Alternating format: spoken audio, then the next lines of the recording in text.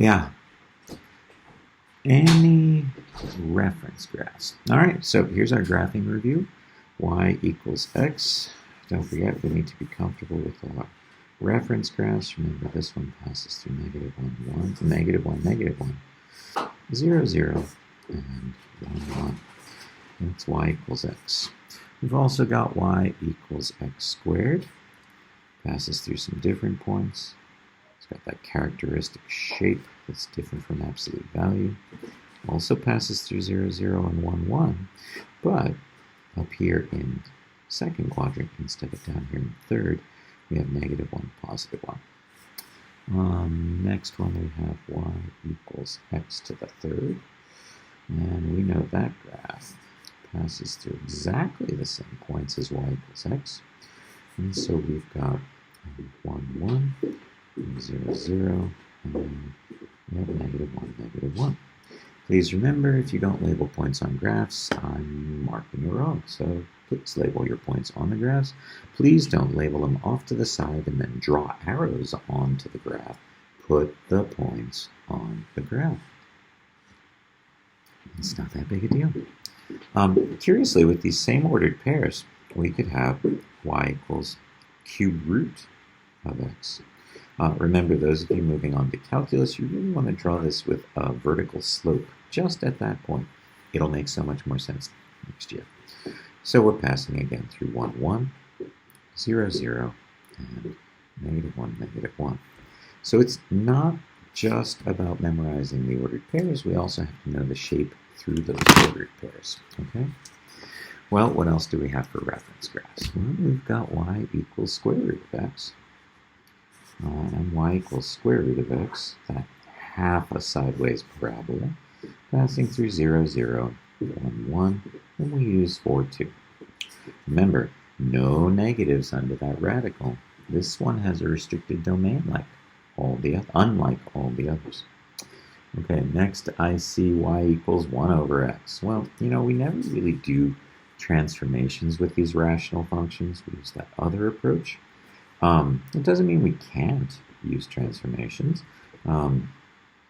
Yeah, doesn't mean we can't use transformations. If I see something like -2 + 1, I'm going to use transformations. That makes a lot of sense to me. So, ours, though, is just the reference graph. Here, passing through 1, 1, and here, passing through -1, -1.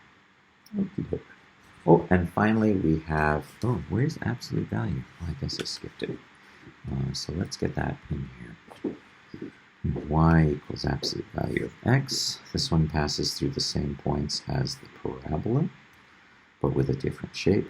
1, 1, 0, 0, and -1, 1. And then I saw the last one was this, and we know that's the greatest integer function. Greatest integer function, also known as the floor function, the rounding down function, step function. It's got lots of names. And it looks like this. No, that's a 1.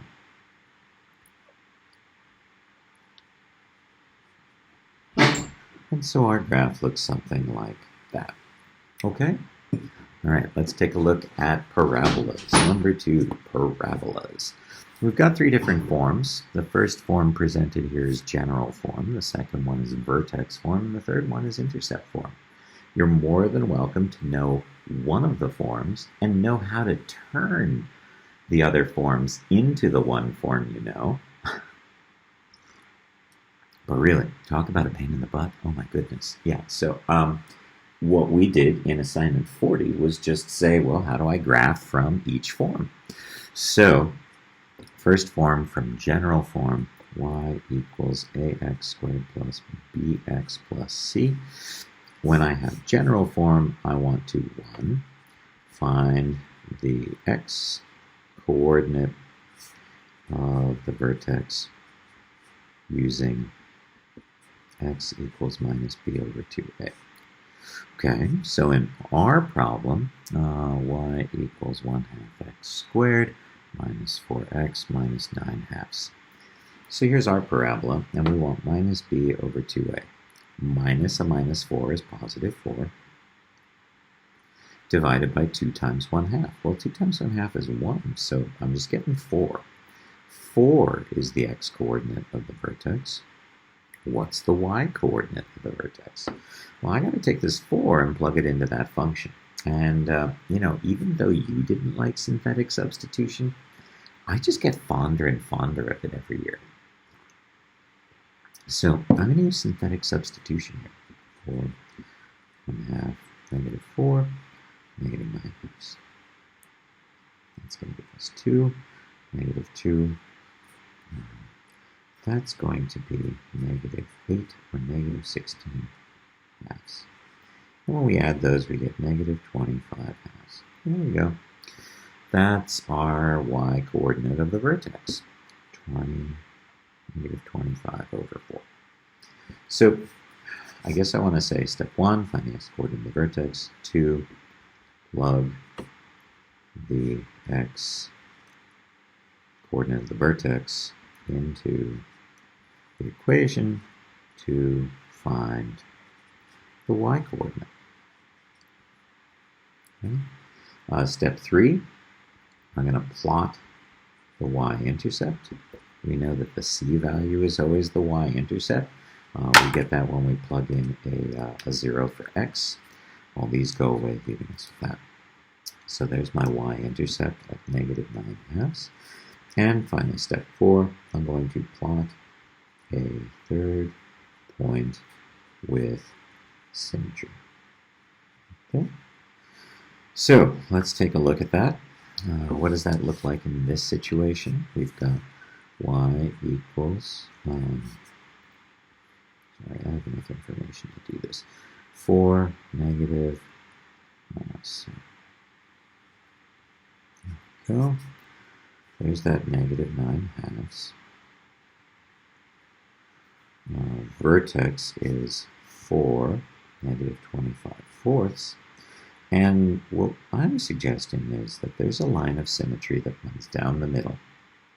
Whatever this distance is, 4, well, this distance has to be that same amount.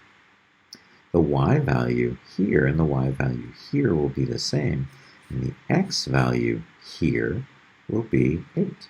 So we've got 8, negative 9/2. Okie doke. You want to try one? Come on, you know you do. Here's one for you. Y equals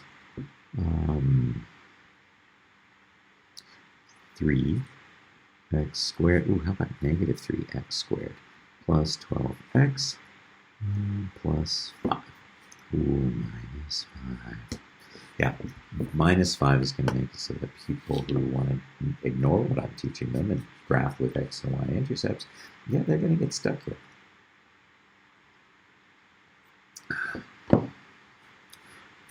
Oh, yeah, you should have paused the video. Give it a try. No, really, it'll be good.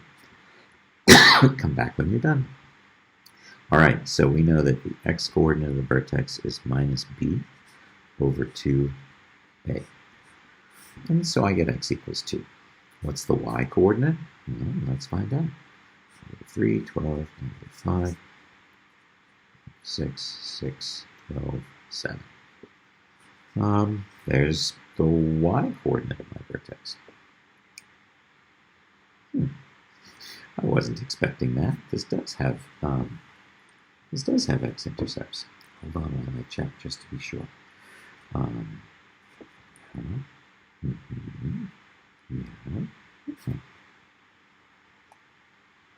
Well, there you have it.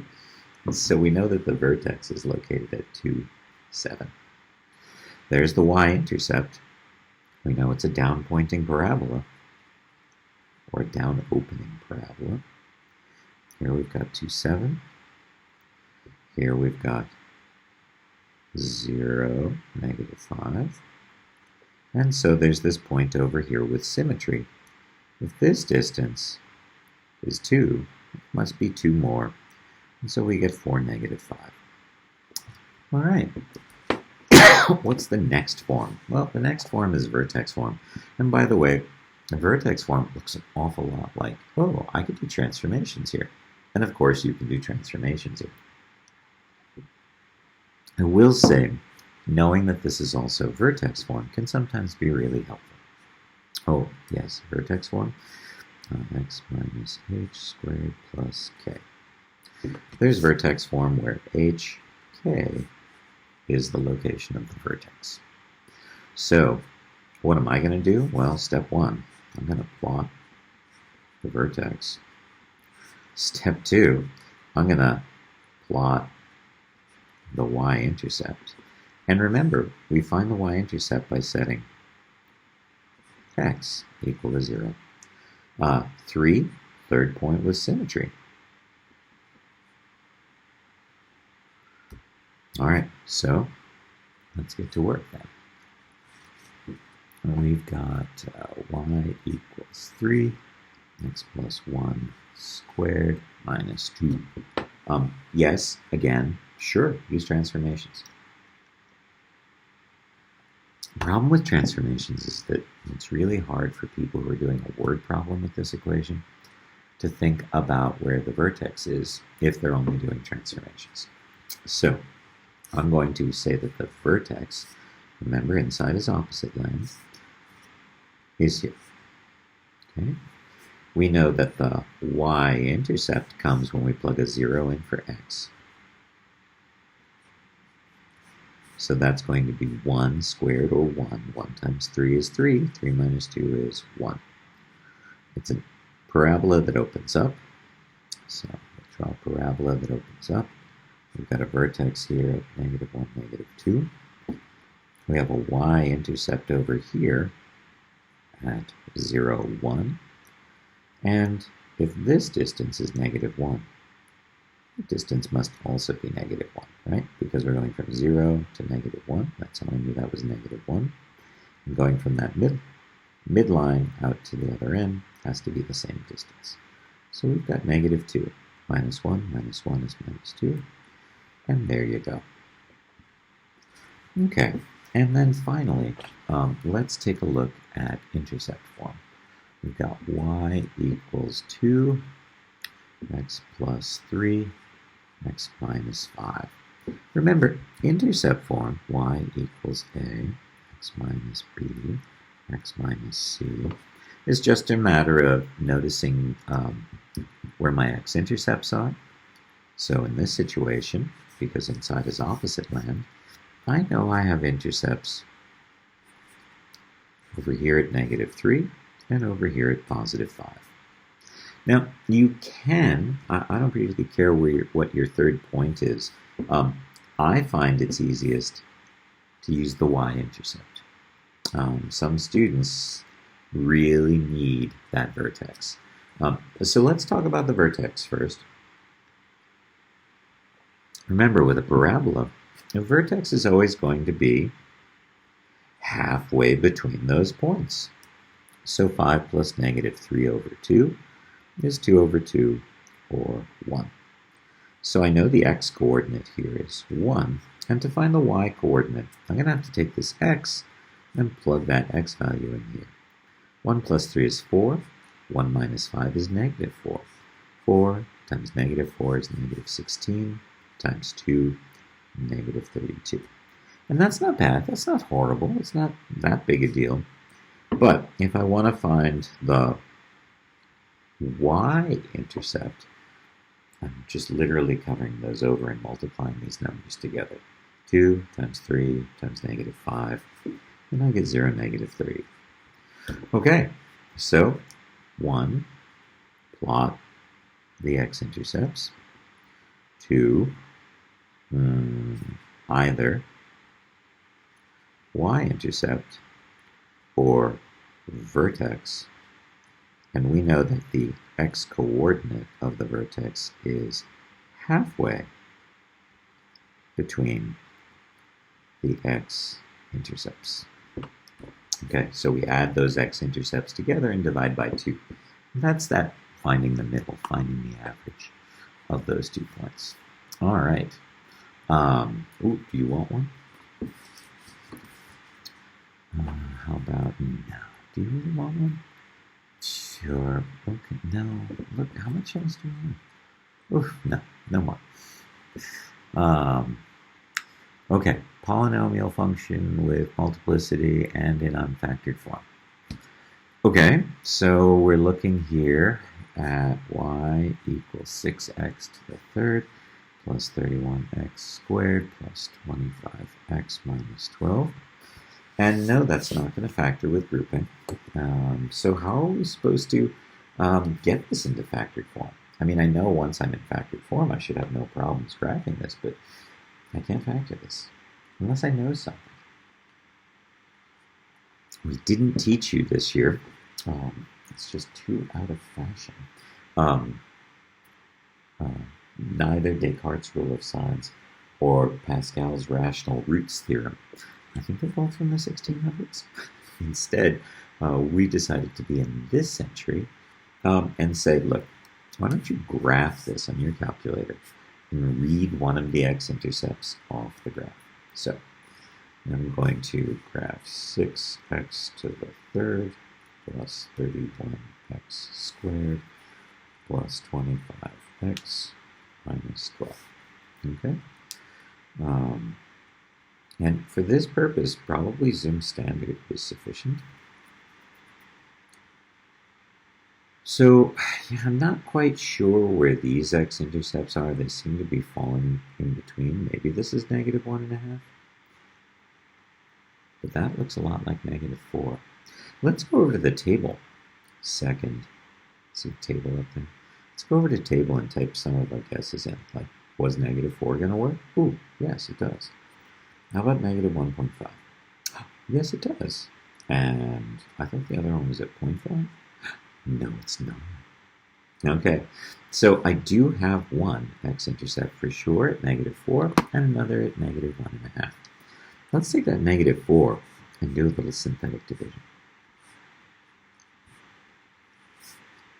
So I'm going to have -24. Ooh, wow, that's icky. It's going to be -28, -3, +12, 0.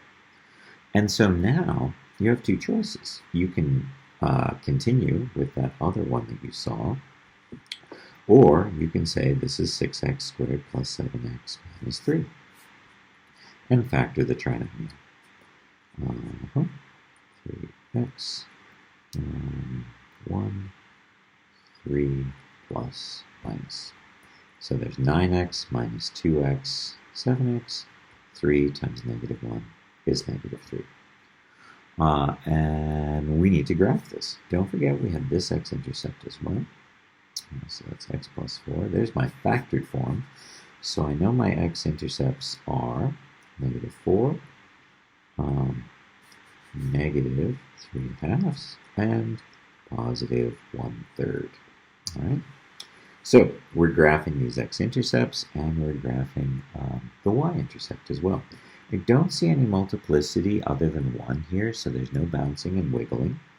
This is a positive leading coefficient, and so I know my graph is going to start here and end up here. And we're just going to pass through at -4, at -3/2, at +1/3. There's our graph. And don't forget our y-intercept, 0, -12. Yep, I got it from there. Okie doke. So, when it's time to graph from unfactored form, the first thing you're going to have to do is factor it. And so don't forget, if you can't, graph it on your calculator. And, well, let's think about that. There's no calculator on the graphing portion of the final. So when you're given an unfactored polynomial, it can't be one on that exam that you need to use your calculator on. So that's good. Now at least you know that anything that shows up in unfactored form as a polynomial on your exam is something that should be able to be factored, either by grouping or by one of the other techniques we talked about. So then I notice here we've got x minus 2 to the third, x plus 3 squared, and x minus 4. So I've got x-intercepts at 2, 4, and negative 3. I've got a bounce at negative 3. I got a wiggle at positive 2, and I'm passing through here at 4. So let's get that going. We've got negative 3, 2, 4. What degree is this polynomial? 3 plus 2 plus 1, 6. And if I multiply x to the third times x squared times x, I'm going to end up with positive x to the sixth. So I know that both ends go up. So at negative 3, we're bouncing, whee, and then wiggling through at 2 and passing through at 4. Don't forget to label the y-intercept, or I'll be taking points off for that. And you can find that y-intercept by plugging 0 in for all the x's. So what are we going to have? Well, this is going to be 9. This is going to be negative 8. Why negative? Because negative times negative, that's a negative. But don't worry, we have this minus 4 over here. So we're going to get 72 times 4. Well, 72 times 2 is 144, and 2 144s is 288. Ta-da! All right, that's with multiplicity. If you need more practice with that, I believe 45, 46, 45, 44, 45 assignments, 44 and 45 should give you more practice with those. Now we're talking about graphing logs and exponentials. Okay, so let's talk reference graphs first. Y equals b to the x passes through negative 1 over b, 0, 1, and 1b. Whereas y equals log base b of x, that's the inverse of this graph. That one's going to go through 1 over b, negative 1, 1, 0, and b, 1. Remember, exponential functions have y equals 0 as a horizontal asymptote, but because we switch x's and y's, the log graph has x equals 0, a vertical asymptote. Remember their shapes. Oh, and remember to label the asymptotes. So, oops. There's our exponential growth curve passing through 0, 1, 1b, and negative 1, 1 over b.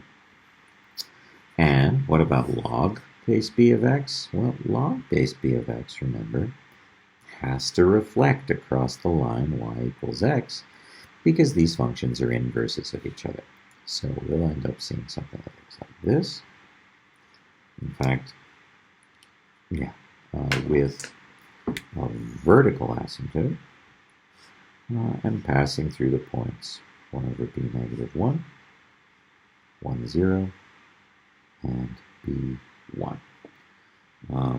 We would expect to see a reflection across y equals x, and that's what I see. Like these points, they're reflected. These points are reflected across y equals x. And so those are our reference graphs here. I think you should be comfortable graphing with transformations as well. So you should be able to graph 2 times 3 to the x over 4 plus 1 minus 5. Again, I'm going to start with my reference points. My reference points for an exponential function, negative 1, 1 over b, 0, 1, and 1b. How do I know the base is 3? Well, there it is. That's the exponential base. These other things are transformation values. That's my exponential base. So what do I need to do? Well, I see 2 y transformations here. Hey, so in number 1, where I gave you all the reference graphs, you also need to be able to do all the transformed versions of those. So maybe we'll go back and do another one of those, okay?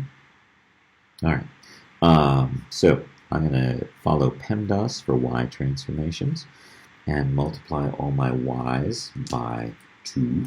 Oh God, please don't turn this into 6 raised to that power. Just never do that. It would be so bad. Don't. Stop thinking those thoughts. times 2 times 2 times 2.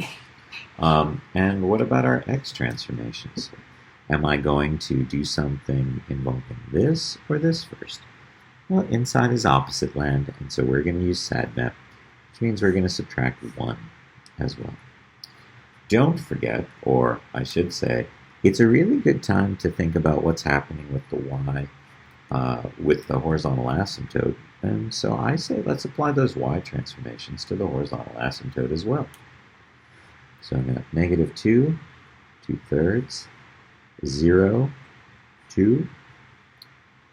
Sorry, this was subtracted. Negative 1, 2. Here's 0, 6. And this stays y equals 0. No change there. We still have to come back and do another round of transformations. I'm going to subtract 5 from all the y values. And because of this dividing by 4 and inside is opposite land, I'm going to multiply everything by 4. Oh, not everything, just the x values. So we're going to have negative 8. Negative 15/3 plus 2/3 is negative 13/3. Here we've got negative 4, negative 3, and here we have 0, negative, positive 1. Yeah, that looks good, and y equals negative 5. So, I also think it's good before you start trying to graph this, go back up here for a second and think about what this is. There was vertical stretching, there was shifting down 5. Look, our horizontal asymptote is always the same as our d value for exponential curves. Huh, that's cool. Graph shifted down, including the horizontal asymptote. We moved left, and we horizontally stretched the graph out. Look how far it is between these points. Okay, so nothing flipping upside down. We don't think that this is exponential decay. So I could be pretty safe just saying, well, I know how to draw this. This is going to be exponential growth. There's a horizontal asymptote at y equals negative 5. And I pass through the points negative 8, negative 13/3. This point, negative 4, negative 3. And finally this point, 0, 1. And I guess you could put the y-axis there. Yeah, that's up to you. Okay. So you should be comfortable then doing something like this. Y equals 1/4, 5 to the 2x minus 3 plus 3/4. Why don't you pause the video and give that one a try. Hey, welcome back. I hope you started with the reference points. For this exponential, we're going to have negative 1, 1/5, 0, 1, 1, 5, and don't forget y equals 0 will be our horizontal asymptote. If you remember that this number, our d value, is always our horizontal asymptote, you don't have to apply transformations here. My experience, though, is that most students forget that this is, in fact, the horizontal asymptote, and the only way they can find it is by applying the transformations. So I'm going to apply the transformations here. What do I see? I see two y transformations. I have to follow PEMDAS. So I know I'm going to multiply by 1/4 all those y values. And here on the inside is opposite land. I'm following SADMAP. So I've got to get rid of this before I get rid of this. Add 3, add 3, add 3 to those x's. Okay, what does that get me? 2, 1/20, 3, 1/4, 4, 5/4, and this stays 0. Okay, do we have any more transformations? Sure, we've got to divide all the x's by 2. And we have to add 3/4 to all the y's.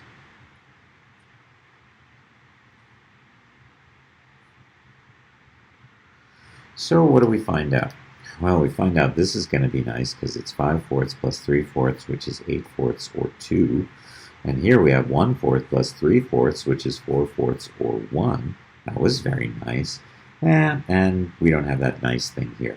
We're going to need to make a common denominator. So I'm going to have to turn 3/4 into 5/5. I'm getting 15/20. So I have 15/20 plus 1/20 is 16/20. You could, of course, reduce 16/20 to 4/5. So we're going to have 1, 4/5. Again, we have an exponential growth curve. We know where our horizontal asymptote is. Y equals 3/4. And I'm looking at 1 4/5, 3/2, 1, and 4, 2. It's probably worth your time to make sure that this y value is lower than this y value, which is lower than this y value. Okay? All right. Oh, mercy. All right, so what about a log graph or two? Well, we've got y equals 2, log base 3, 4x plus 1 plus 5. Can't imagine anything harder than that being on the exam. So let's see, what would our reference points be here? Well, we're going to start with 1/3, -1, 1, 0, and 3, 1. These are the inverse points to 3 to the x. I still have to apply my transformations, so I'm going to multiply all those y values by 2. And I'm going to subtract 1 from all the x's. So 1/3 minus 3/3 is -2/3. It's -2. Here I've got 0, 0. And here I have 2, 2. Don't forget that. You know, when I said that, I was thinking about the exponential functions, but this is a log. This has x equals 0 for a vertical asymptote, so that x transformation is what we need to apply. And so we've got x equals -1. Okay, first round done. Now what? Well, now we have to divide the x's by 4. Including this one. And we're going to add 5 to all the y's. So what do I end up with? Well, x equals -1/4 is our vertical asymptote. 2 plus 5 is 7. 2 divided by 4. Well, that reduces to 1/2. Here, we're going to have 5. Ooh, 0 divided by 4 is still 0. Here, -2 plus 5 is +3. And I'm feeling good that these y values are getting bigger and bigger. That's consistent. And a lot of students are uncomfortable here. It's because you didn't pay enough attention in 7th grade when you were doing a lot of this. So let's do it. Don't do that. I mean, you're just going to be sad. Instead, say divided by 4. Okay? And that means flip and multiply. And we can cancel. And so we get -1/6. So, -1/6. Fabulous. Well, these are the points we want to graph. Remember, it's not just a matter of having the points, but we also need the shape. So, our log function looks like that. This vertical asymptote of x equals -1/4.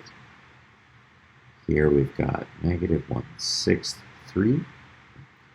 0, 5, and 1/2, 7.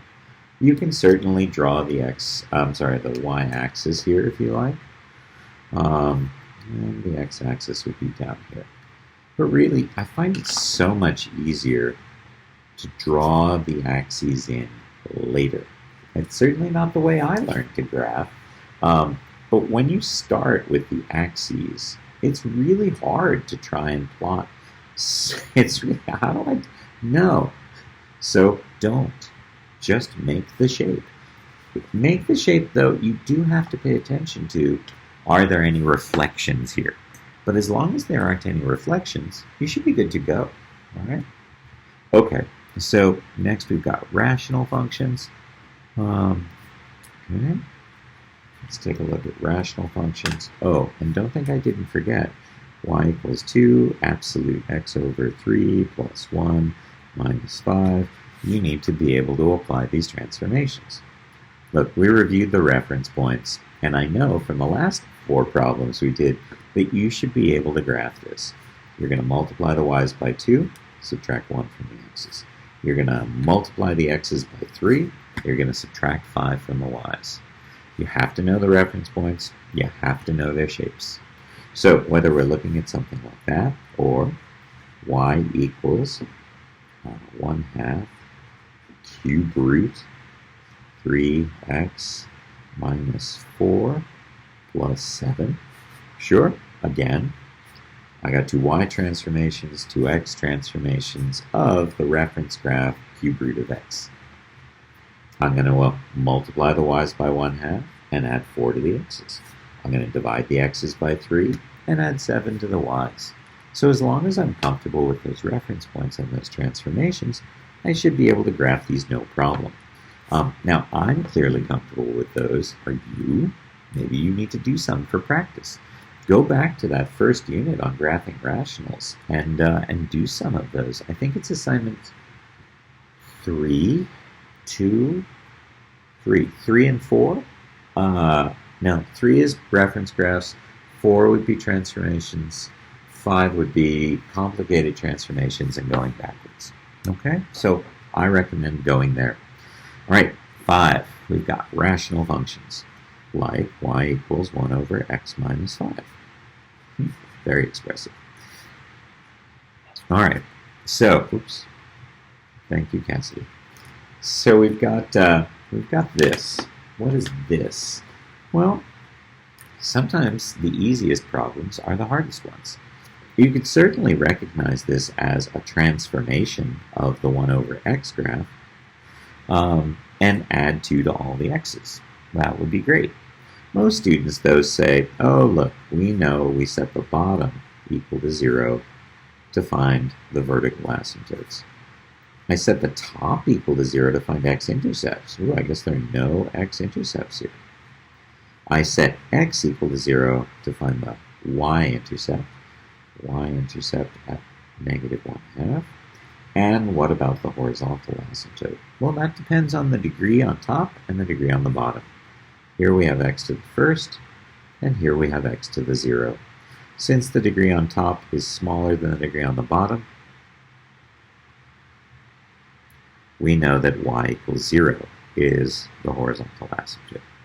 When the degree of the numerator equals the degree of the denominator, that's when we say y equals the ratio of leading coefficients is our horizontal asymptote. And if the degree of the top is actually bigger than the degree of the bottom, no horizontal, we have a slant asymptote. And yes, you can have nonlinear slant asymptotes, but I don't think I would expect to be putting that on your final. But those of you moving on to calculus, sure, why not? Slant asymptote that looks like a parabola, can do. So ours here, y equals 0, because the degree here is smaller than the degree here. Well, let's graph what we know. We've got a vertical asymptote at 2. We have a y-intercept at negative 1/2, and no x-intercept, and a horizontal asymptote at y equals 0. So my graph looks like Earth. Get through that point. Gosh, 3 times and he still couldn't do it. All right, let's see how it's going to be. Let's plug in a test point to see if we're up here or down here. Often we're running on that sort of symmetry thing, but not always, so I do need to test. If I plug a 3 into the original function, 3 minus 2 is 1, 1 over 1 is 1.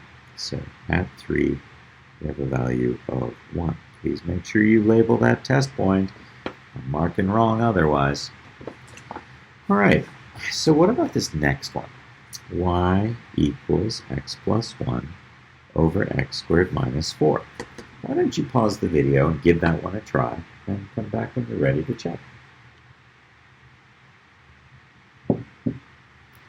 All right, so we know that there are two vertical asymptotes, one at -2, one at +2. We know there's an x-intercept at -1. We know the y-intercept is at -1/4.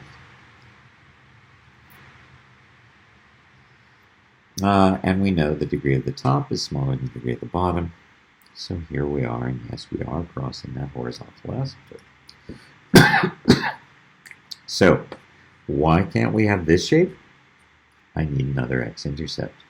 I don't have another x-intercept. So, no, sorry, not going to be that. It's not going to be this either, because we don't have a multiplicity of 2 here. You know, if I had this kind of thing, sure, I could do that. But no, I don't have that kind of thing. So no, I'm not going to do that. So my only other choices are that, but I need to, yeah, no, that one doesn't work. So I guess I really only have one choice, and that's that one. But again, if you're not sure, you can do a test point. You know, if I'm supposed to be up here, when I plug 1 in, I better get a positive number. So 1 plus 1 is 2.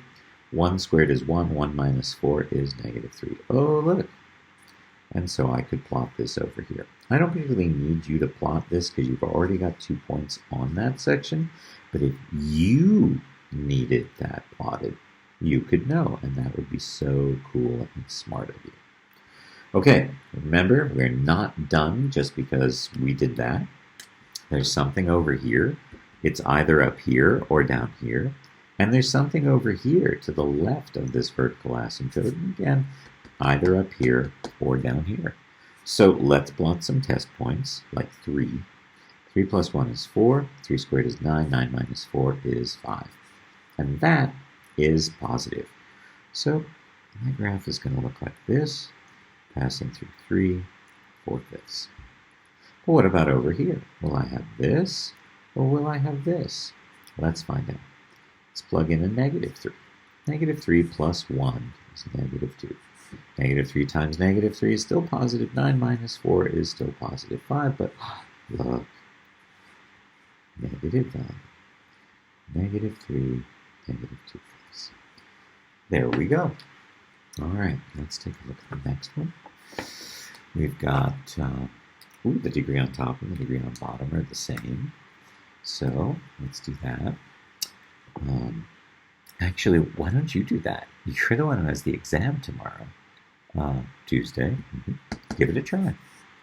Pause the video, come back in a bit. Hey, welcome back. We've got y equals 3x squared plus 2x minus 8 over x squared minus 9. Because the degrees are the same on top and bottom, I know y equals 3 over 1 or 3 is the horizontal asymptote. We know that the y-intercept is 8/9 because negative divided by negative is positive. I see two vertical asymptotes at x equals plus and minus 3. And to find my x-intercepts, I'm going to have to factor. So 3x, x, 2, 4, plus, minus. -4, plus 6, positive 2. -4, positive 2, -8. Yep. And so we have x-intercepts at 4/3 and -2. A lot of kids are going to write the x-intercept is at 3/4, so maybe if you're one of them, you should write this out instead of doing it in your head. Remember, 3x minus 4 equals 0. 3x equals 4 because we have 4 to both sides. And when you force yourself to slow down, you are more likely to find the correct answer. So let's plot what we know. We know that there are vertical asymptotes at -3 and at +3. No, we have a horizontal asymptote at 3. And no, they're not always the same, so don't think that. We have x-intercepts at -2 and at positive 4/3. 4/3, -2. We have a y-intercept of 8/9. ninths. And a y-intercept. So, yeah, I feel like I'm going with this, huh? I can't be that because this one's here, and I can't be that because this one's here. Okay, now what else do we have? Well, something over here and something over here. So if I plug in a 4, 12 minus 4 is 8. 4 plus 2 is 6. Looks like I have 48 on top. And 16 minus 9 is 7. Oh, that's definitely positive. Is it bigger than 3? Well, yeah, 48 over 7 is bigger than 21 over 7. So I know my graph is up here. At 4, 48 over 7. What about over here on the left side? Well, on the left side, if I plug in a negative 4, I'm going to have negative 12 minus 4, which is negative 16. Negative 4 plus 2 is negative 2. And so I'm getting positive 32 when I plug into the numerator. And what about the denominator? Remember, the denominator said x squared minus 9. So here's my x. Negative 4 times negative 4 is 16. 16 minus 9 is 7. And lo and behold, I get a positive value. Not the same positive value as theirs, so I really do need to check. And that's 32 over 7. Okay. Remember, you could say, well, but Mr. Gupta, there's no more x-intercepts. And this piece down here would require one. Yeah, it would. But I still want you to label a test point. Okay? Okay. So what else do we see here for graphing rationals? Well, the next one is very similar to the last one, but it's one where students have some difficulty. Let's take a quick look at it. Squared minus 8. And we remember that factored as 3x, x, 2, 4, plus, minus. Okay. And then on the bottom, we've got x minus 2 and x plus 2. Whoa. Hey, look at that. What does that mean? That's right, there's a hole at x equals negative 2. So we've only got one vertical asymptote. Vertical asymptote at x equals positive 2. Our x-intercept, when we set this equal to 0, is 4/3. Our y-intercept, we set x is equal to 0. We have negative 4 over negative 2, which is positive 2. And we notice on the bottom we have x squared, on the top we have x squared, and so we still have a horizontal asymptote at y equals 3, because I'm looking at the ratio of leading coefficients. So let's graph what we know. Vertical asymptote at 2, y-intercept at 2, horizontal asymptote at 3, x-intercept at 4/3. So my graph is going to bend, and I need something over here. Is it here, or is it here? Let's plug that 3 in. So I'm going to have 1 times 5 is 5. I have a positive on the bottom. I'm plugging in a 3 here. 9 times 3 is 27. Plus 6 is 33. Minus 8 is 25. Well, that's positive 5, which is definitely above 3. So my graph then is up here at 3, 5. Okay? Oh, not okay. Don't lose the hole. So where's the hole? Well, there's negative 2. And so, I need a hole there in the graph as I approach. Please notice, that is not here. Don't force the hole to be an x-intercept. The hole goes wherever the graph is at that point. Okay? All right. Last one looks like it has a slant asymptote. Remember, we need long division for that. Yes, you could use synthetic. -1, 3, 2, -8. 3, 3, 1, -7. Okay, so we know, wow. Yeah, oh, I'm ignoring the remainder. There we go. So 3x minus 1 is my slant asymptote. So there's -1, and that's going to be positive 1/3. Y equals 3x minus 1. All right, now what else do we know? Well, we already know how the top factors, because we've factored this a bunch. So x, 2, 4, plus minus? No, minus plus. So we have x-intercept at -2, and we have x-intercept at 4/3. Okay, y-intercept is located at -8. So, and where's my vertical asymptote? -1. -1. Well, that's that. Okay. So, there we go. There's my vertical asymptote. And I believe my graph is looking like that. And the graph is looking like that. Don't forget to label that y-intercept at -8. I often find it easier to make the curve and then label a point. Things look smoother then. Okay, what else do we have here? Piecewise functions. Ooh. Let's take a look at piecewise functions. By the way, if you want more rational function practice, I believe you want assignments 58 and 59 and 60, I think are the rational ones. Okay, piecewise. So we've got f of x. Ooh, I'm going to do the second one. 3x squared plus 2x minus 8 for x values less than or equal to 1, and -7/4 x minus 3 squared plus 4 for x greater than 1. Okay, well, I know that I need to, plot some points. X value is less than or equal to 1, or x value is greater than 1. So 1, 2, 3. Look, really, closed circle, because could be equal to. Open circle, not equal to. Yes, I want that on the graph. I really do. Don't start here. I understand that 2 is bigger than 1.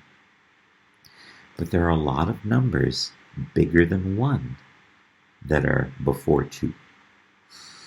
In fact, there's an infinite number of numbers. So really, when you leave this off, you're going to carve a big hole in your graph. Don't do that. So what do we got? We plug in a 1, and we have 5 minus 8 is -3.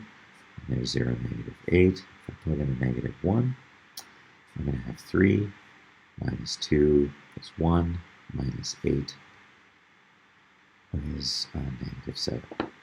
Okay. So I know my graph looks like a parabola that points up. And here we have,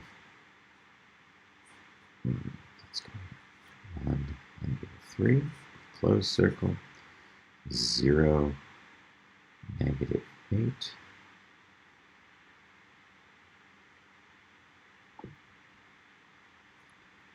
And then -1, -7.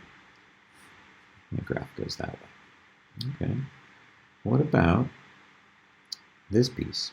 If I plug in a 1, 1 minus 3 is -2. -2 squared is 4. Oh, those 4's cancel. I have -7 plus 4 is -3. Look. Open hole. Closed. This hole at 1, -3 gets filled in with this one. Perfect. Please don't draw this, because when you draw that, I honestly don't know. Do you think there's a hole there still? That hole is filled in by this one. No hole present. If I plug in a 2, 2 minus 3 is -1. -1 squared is 1. 1 times -7/4 is -7/4. 16 fourths minus 7 fourths is going to be positive 9 fourths. And if we plug in a 3, 3 minus 3 is 0. 0 times this is 0, so we just have 4, also known as 16 fourths. All right, so let's plot away. This parabola is upside down. And so I'm going to have something that looks like that. There's that same 1, negative 3. I've got 2, 9 fourths. And hey, look, I'm in vertex form. I know that this is the vertex located here at 3, 4. All right, piecewise function. Pieces don't have to connect. Pieces don't have to connect, which is why I put that same transition point number on both pieces. Okay, so why don't you give it a try to that first one? F of x equals 3x plus 1 for x less than 1, and negative 2x plus 1 for x greater than or equal to 1. Give it a try. Come back when you're done. Hey, welcome back. I am going to make a t-chart for each of them. 3x plus 1, 1, 0, negative 1. X values less than negative 1, so this gets the open circle. I want x values equal to 1 or greater than 1, so the closed circle. So let's plug some values in. Negative 2x plus 1. 1 times 3 is 3, plus 1 is 4. 1, negative 2. And here, negative 1, negative 3, negative 5. So let's graph what we know. We've got 1, 4, oops, open circle. 0, 1, and negative 1, negative 2. And here we have 1, negative 1 with our closed circle. We've got 2, negative 3. And we've got 3, negative 5. See, they don't connect, and I do need to see that whole.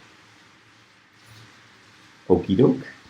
All right. Well, there's more piecewise practice available in the graphing basics unit that we did at the beginning. All right. Well, let's see what we have left. We've got x equals y squared and x equals absolute y. So these are things that we should be comfortable graphing.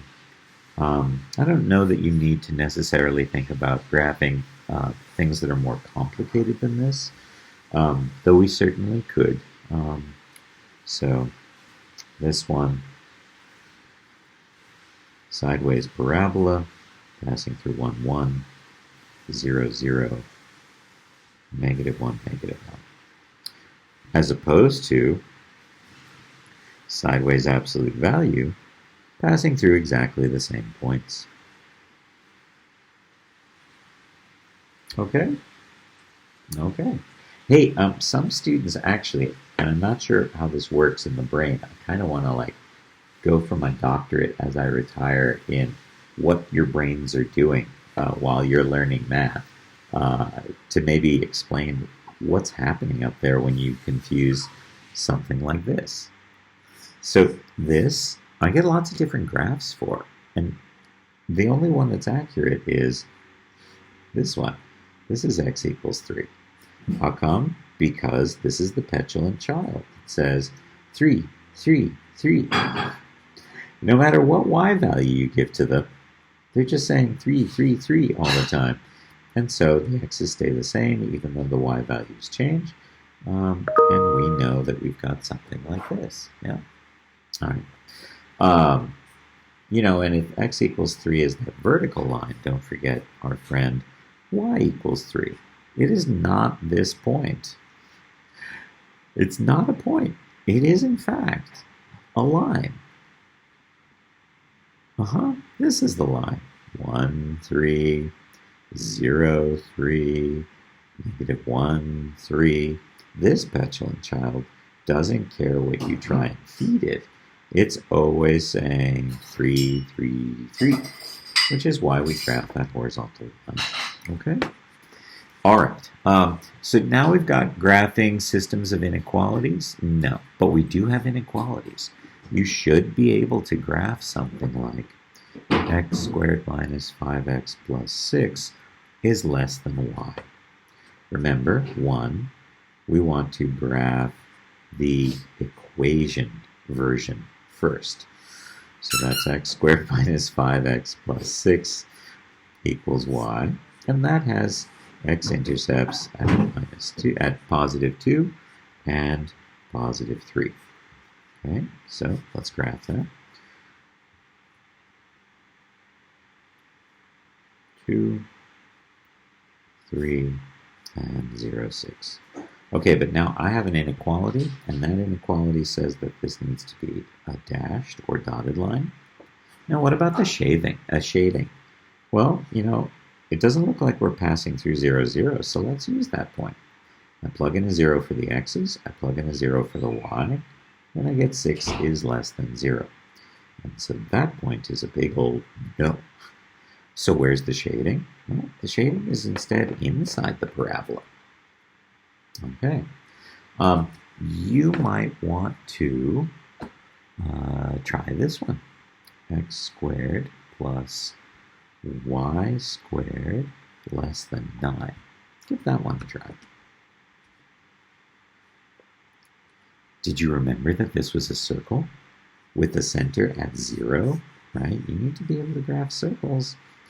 X minus h squared plus y minus k squared equals radius squared. That's our circle.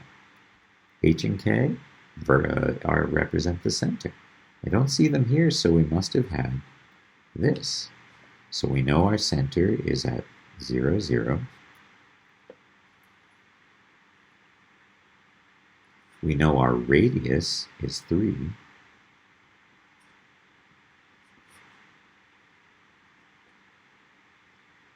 Zero, negative 3. We see this, so we want dashed. Now, am I shading inside or outside the circle? Well, let's plug in our test point, 0, 0. 0 plus 0 is 0. Is 0 less than 9? Why, yes, it is. So this is a yes, which means all the points on the inside of the circle are going to be a yes. All right. Well, there you go. That's what we need for our graphing exam. Be comfortable with all those things. And I strongly encourage you to try any of these that you're not yet comfortable with and practice them some more. Okay? Take care.